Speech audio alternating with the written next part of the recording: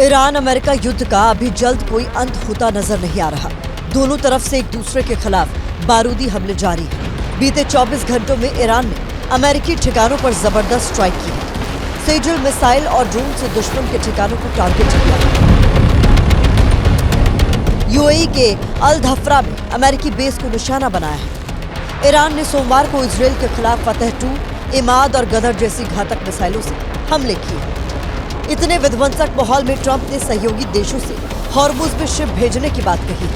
इस पर जापान ने कहा है कि अभी मिडिल ईस्ट में शिप एस्कॉर्ट करने के लिए जहाज भेजने का कोई प्लान नहीं है। ऑस्ट्रेलिया के एक मंत्री ने स्थानीय मीडिया को बताया है कि हम हॉर्मुज स्ट्रेट पे कोई शिप नहीं भेजने जा रहे। साउथ कोरिया का कहना है कि ऐसा कोई भी फैसला वॉशिंगटन से बात करके लिया जाएगा। उधर फ्रांस के राष्ट्रपति इमैनुअल मैक्रों ने कहा है कि ऐसा कुछ तब होगा जब संघर्ष की स्थिति स्थिर हो जाएगी, यानी शुरुआत में सबने शिप भेजने से मना कर दिया। The Strait of Hormuz being closed is also because the closure of Strait of Hormuz is really dangerous for the oil supplies, energy supplies to Asia. During the weekend, I also had talks with UN UN Secretary General. I had talks with Antonio Guterres about whether it was possible to also have the same kind of initiative. अब सवाल यह है कि सहयोगी देश ship भेजने से इनकार क्यों कर रहे हैं। दरअसल इसकी कई बड़ी वजह है। पहली वजह यही है कि अमेरिका के सहयोगी देश जंग में कूदकर कोई नुकसान नहीं उठाना चाहते। दूसरा, ईरान युद्ध के बाद तेल गैस संकट ने दुनिया पर आर्थिक मंदी का खतरा बढ़ा दिया है।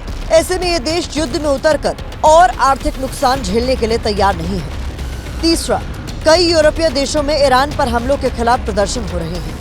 इन देशों की जनता अमेरिका इजरायल के ऑपरेशन से सहमत नहीं है। चौथा, पश्चिम के कई देश रूस के खिलाफ यूक्रेन की मदद कर रहे हैं। ऐसे में वो एक और मोर्चे पर जोखिम नहीं उठाना चाहते।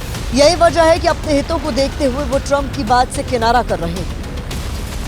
पश्चिम जो देश है, खास करके नेटो, किसी भी देश को भरोसा नहीं है, विश्वास नहीं है कि अगर कल रशिया उनके ऊपर हमला करता है, क्या अमेरिका उनकी मदद करने आएगा। जहाँ तक अमेरिका का ताल्लुक है, उसने यूक्रेन से भी अपना मुंह मोड़ दिया है और साफ तौर पे कहा है कि जहाँ तक नेटो का ताल्लुक है, अमेरिका को नेटो की आवश्यकता नहीं है, नेटो को अमेरिका की आवश्यकता है। फिलहाल ये सभी देश वेट एंड वॉच की स्थिति में हैं। ईरान युद्ध खत्म होने की उम्मीद कर रहे हैं। इस बीच एक आशंका ये भी है कि अगर हॉर्मुज स्ट्रेट ज्यादा दिन तक बंद रहा तो इसका वैश्विक अर्थव्यवस्था पर बुरा असर पड़ेगा। ऐसे में ये भी हो सकता है कि कुछ वक्त बाद इनके स्टैंड में कोई बदलाव आए।